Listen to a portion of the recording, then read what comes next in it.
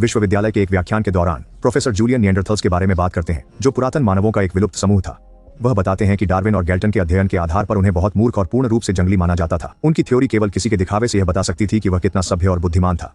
Julian असहमत होते हैं और कहते हैं कि वर्तमान मानवता में थोड़ा निएंडरथल है। वह यह भी प्रकट करते हैं कि दुनिया का केवल एक गैर जीवाश्म निएंडरथल उनके बॉस द्वारा खोजा गया था और उसे विलियम नाम दिया गया था, उस वैज्ञानिक के नाम पर जिसने निएंडरथल्स को एक अलग प्रजाति के रूप में पहचाना था। वह व्याख्यान को इस बिंदु पर समाप्त करते हैं कि सैद्धांतिक रूप से विलियम के डीएनए का उपयोग करके एक जीवित निएंडरथल बनाना संभव हो सकता है। एंडोक्रिनोलॉजिस्ट बारबरा व्याख्यान के बाद जूलियन से मिलती हैं और विलियम के क्लोनिंग के बारे में बात करती हैं। यह मुश्किल और जटिल होगा, लेकिन असंभव नहीं। वे डिनर में प्रक्रिया के विवरण पर चर्चा करते हैं। शाम तक बारबरा यह जानना चाहती हैं कि जूलियन निएंडरथल्स के प्रति विशेष रूप से क्यों आकर्षित हैं। जवाब के लिए जूलियन बारबरा को अपनी लैब में ले जाते हैं और दो पत्थर के औजार दिखाते हैं, एक होमो सेपियंस द्वारा और दूसरा निएंडरथल्स द्वारा बनाया गया। उनमें कोई अंतर नहीं होने के कारण जूलियन मानते हैं कि हमारे करीबी रिश्तेदारों का अध्ययन करके मानवता के बारे में बहुत सी बातें सीखी जा सकती हैं। उस रात जूलियन और बारबरा को प्यार हो जाता है। फिर वे निएंडरथल क्लोनिंग परियोजना पर काम करना शुरू कर देते हैं और 2 साल में 3 महत्वपूर्ण लेख प्रकाशित करते हैं। उनका रोमांटिक जीवन शानदार होता है, परंतु कुछ वैज्ञानिक और दानदाता नैतिकता को लेकर चिंतित होते हैं और अपना समर्थन वापस ले लेते हैं। लेकिन जोड़ा हार नहीं मानता।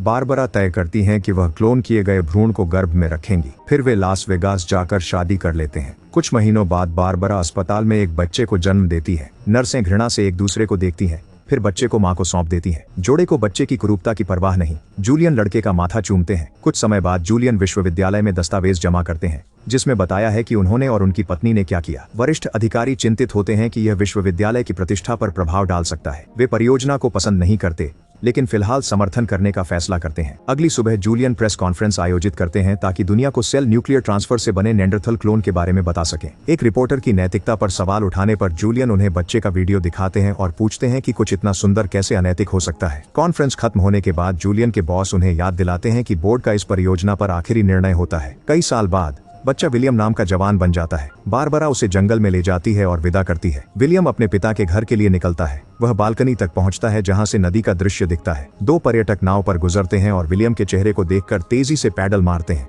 विलियम अंदर जाकर शेल्फ में पत्थर के औजार को ढूंढता है। अचानक एक शोर से विलियम चौंकते हैं, लेकिन यह उनकी नई शिक्षक सारा है। वह बताती हैं कि जूलियन काम पर हैं और विलियम को अजनबी के साथ अजीब लगता है। उस रात जूलियन डिनर पर आते हैं। सारा ध्यान देती है कि विलियम बहुत खाता है। जूलियन समझाते हैं, विलियम का मेटाबॉलिज्म अलग है, उसे ज्यादा कैलोरी चाहिए। डिनर के बाद जूलियन कहते हैं वह उसके सपनों का पीछा करने पर गर्व करते हैं। अगले दिन सारा पढ़ाई में मदद करती है और बताती है कि वह अभी भी अपने शोध पर काम कर रही है। विलियम गणित में अच्छा है, पर अंग्रेजी में कठिनाई होती है क्योंकि रूपकों को झूठ मानता है। जूलियन अपनी कक्षा को अपने प्रोजेक्ट के बारे में बताता है। जब यह सब शुरू हुआ था, वे प्रतिदिन विरोध करते थे क्योंकि वे क्लोनिंग को अनैतिक और भगवान के खिलाफ पाप मानते थे। हालांकि विलियम जूलियन और बारबरा के प्यार भरे देखभाल में एक सामान्य बच्चे के रूप में बड़ा हुआ, इसलिए प्रदर्शनकारियों ने आना बंद कर दिया। समाचार चैनलों ने भी उसके बारे में बात करना बंद कर दिया क्योंकि उनके पास जंगली गुफाओं के बारे में कोई दिलचस्प खबर नहीं थी। थ्योरीज कहती हैं कि होमो सेपियंस ने निएंडरथल्स को अपनी उच्च बुद्धिमत्ता के साथ विलुप्त कर दिया, लेकिन अपने बेटे का वर्षों तक अध्ययन करने के बाद जूलियन अब इस सिद्धांत से सहमत नहीं है। विलियम ने अधिकतर बच्चों से पहले बात करना शुरू किया और तेजी से विकसित हुआ। उसने अपने समकक्षों के बराबर या उससे अधिक बुद्धिमत्ता भी दिखाई। विलियम एक दिन बीमार हुआ और दवाइयां बेअसर रहीं, लेकिन उसकी मां की उपस्थिति से वह बेहतर महसूस करने लगा। पता चला कि उसकी प्रतिरक्षा प्रणाली काफी मजबूत है और जल्दी अनुकूल होती है, जिससे चिकित्सा में नए विकल्प खुलते हैं। जूलियन को उस दिन की याद आती है जब बारबरा और वह अलग हुए थे। बारबरा चाहती थी कि विलियम एक सामान्य जीवन जिए, जबकि जूलियन उसे एक प्रयोग ही मानता रहा और बारबरा को यह कहकर दुख पहुंचाया कि विलियम उसका बेटा नहीं था। इस टिप्पणी से आहत होकर बारबरा जूलियन को हमेशा के लिए छोड़कर चली गई। उसने बाद में विश्वविद्यालय से उन्हें छोड़ने की अनुमति ली। विलियम को नया कमरा मिलने पर खुशी हुई। बारबरा ने क्लिनिक में एक नौकरी पाली, लेकिन वह पार्ट टाइम रिसर्च करती रही और जूलियन अक्सर उनसे मिलने आते थे। जोड़ी ने अभी भी विलियम के लिए एक अच्छा स्कूल खोजने के लिए मिलकर काम किया और प्रिंसिपल को बुलाकर यह बताना पड़ा कि लड़का पूरी तरह से मानव नहीं है। शुक्र है, विलियम ने स्कूल में बहुत अच्छा समय बिताया और जल्दी से एक सबसे अच्छा दोस्त बना लिया। जूलियन ने जैसा वादा किया था विलियम से मिलने आए और वे बाहर खेल खेलते थे। विलियम की नई स्वतंत्रता का आनंद लेते थे। वर्तमान में विलियम अपना ब्रेक खेलकर बिता रहा है, जिससे उसकी बड़ी ताकत दिखती है। सारा उसे पढ़ाई जारी रखने के लिए बुलाती है और उसे ग्रेट गैट्सबाई से एक उद्धरण पढ़कर उसका मतलब जानने के लिए कहती है। इसका अंत एक बहस में होता है क्योंकि विलियम का मानना है कि किसी को यह तय नहीं करना चाहिए कि कोई व्यक्ति क्या कहता है, उसे स्वयं ही तय करना चाहिए। एक दृश्य में विलियम अपनी साइकिल चला रहा है, तभी कुछ बड़े बच्चे उसे काउमैन कहकर चिढ़ाते हैं और उसका पीछा करते हैं। शुरू में लगता है कि विलियम बच जाएगा, लेकिन उसकी साइकिल पुल से टकरा जाती है और उसे पैदल भागना पड़ता है। दूसरे लड़के जब उसे पकड़ने की कोशिश करते हैं तो विलियम 2 को गिरा देता है और तीसरे को चोट पहुंचाता है। बाद में पुलिस स्टेशन में उस बच्चे की मां विलियम को खतरनाक बताकर उसकी गिरफ्तारी की मांग करती है, लेकिन पुलिस वाला इसे बच्चों का झगड़ा मानकर टाल देता है। बारबरा विलियम को सलाह देती है कि जब कोई मजाक उड़ाए तो वहां से हट जाना चाहिए, ताकि परेशानी से बचा जा सके। फिर विलियम ने इंटरनेट पर अपना नाम खोजा और अपने जन्म के बारे में सभी लेख पढ़े जो विरोध प्रदर्शन का भी जिक्र करते थे। निएंडरथल्स के बारे में पढ़कर पता चला कि हर कोई उन्हें दम्भी समझता था। आखिरकार बारबरा ने एक नए आदमी से डेट करना शुरू कर दिया और जूलियन ने आराम के दौरान रुकना बंद कर दिया। उसने विलियम पर अपनी नियमित जांच भी बंद कर दी और उसकी बजाय अपने सहायक को यह करने दिया, जिससे बारबरा नाराज हो गई। कई साल बाद जब विलियम ने हाई स्कूल शुरू किया तो उसने कुछ अच्छे दोस्त बनाए, भले ही वह हमेशा उनके चुटकुलों को समझ नहीं पाता था। अपनी स्कूल के अंतिम वर्ष में विलियम और उसके 2 दोस्तों ने एक साथ यात्रा पर जाने और कॉलेज के लिए आवेदन करने के बारे में अपने विचार साझा करने का निर्णय लिया।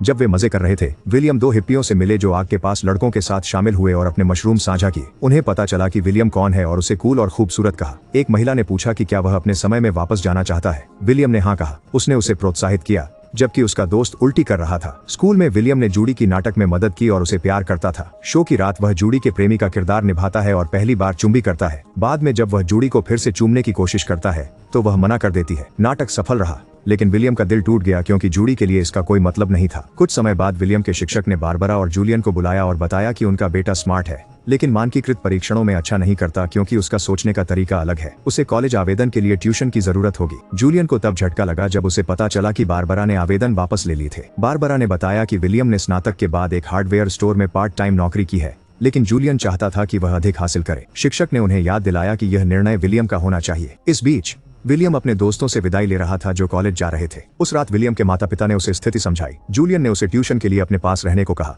पर इसका मतलब था फिर से प्रयोग के लिए तैयार रहना। बारबरा इसके खिलाफ थी लेकिन विलियम सामान्य जीवन के लिए तरस रहा था और उसने अपने पिता का प्रस्ताव स्वीकार कर लिया। वर्तमान में जूलियन विलियम के नए प्रैक्टिस टेस्ट पर नजर डालते हैं और नाराज होते हैं। सारा को दोष देते हैं। सारा बताती है कि विलियम ने प्रगति की है और विलियम कहता है कि यह उसकी गलती नहीं है। जूलियन गुस्से में टेस्ट पेपर को उसका चेहरे पर फेंक कर चला जाता है। विलियम रोने लगता है। सारा उसे हिम्मत देती है और उसे जंगल में टहलने ले जाती है। उसने बताया कि उसके माता पिता भी उसके साथ बहुत सख्त थे जब वह छोटी थी और लंबे समय तक उसे उनसे नफरत थी क्योंकि उन्होंने बिना पूछे उसका भविष्य तय कर दिया। अब वो अपनी शिक्षा के बारे में शिकायत नहीं कर सकती। इसके जवाब में विलियम ने कबूल किया कि उसे गाना गाना बहुत पसंद है और स्कूल के नाटक से गाना साझा किया। जब वे घर लौटते हैं जूलियन उन्हें पढ़ाई न करने के लिए डांटते हैं। रात भर विलियम पत्थर के औजार पर विचार करता रहा कि क्या वह इससे अधिक बन पाएगा। कुछ समय बाद सारा विलियम को स्कूल ले जाती है ताकि वह अपनी परीक्षाएं फिर से दे सके पर उसकी पेंसिल टूटती रहती है। वह इसे संकेत मानकर परीक्षा बीच में छोड़ देता है और कमरे से बाहर निकल जाता है। फिर वह स्टोर जाता है जहां 2 लड़कियां उसकी हंसी उड़ाती हैं और क्लर्क उनकी अशिष्टता पर उन्हें फटकारता है। लंबी चहलकदमी के बाद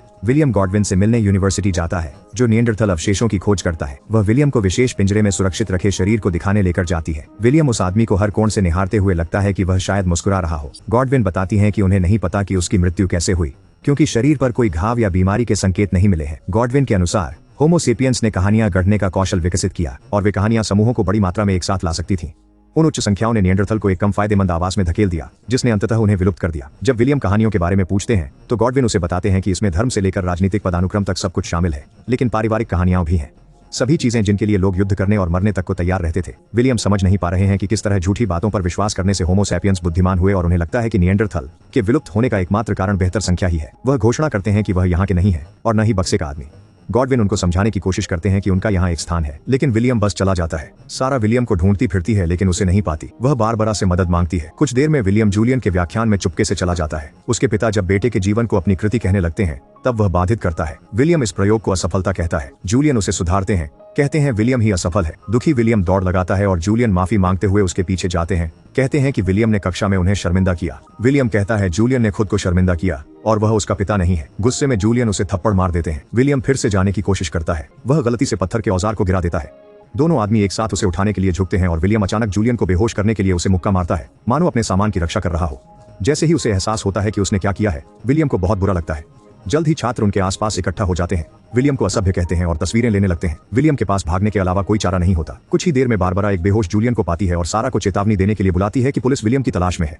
बारबरा जूलियन के साथ अस्पताल जाएगी इसलिए सारा को अपनी खोज अकेले जारी रखनी होगी। इस बीच विलियम एक अन्य विश्वविद्यालय भवन में छिपा हुआ है जहां एक छात्र उसे देखता है और पुलिस को बुलाता है। जब विलियम निकलने की कोशिश करता है तो उसे कई पुलिसकर्मी इंतजार करते हुए मिलते हैं। सारा पहुंचती है और उसका नाम पुकारती है लेकिन एक अधिकारी उसे रोकता है। विलियम आगे बढ़ता है और गोली मार दी जाती है। उसकी मौत हो जाती है। कुछ महीनों बाद सारा उस जगह पर जाती है जहां गॉडविन ने निएंडरथल को पाया था। वह एक बच्चे के साथ आती है। यह दर्शाता है कि वह विलियम का बच्चा है। सब्सक्राइब करें और नोटिफिकेशन रखें ताकि आप और वीडियो देख सकें। देखने के लिए धन्यवाद।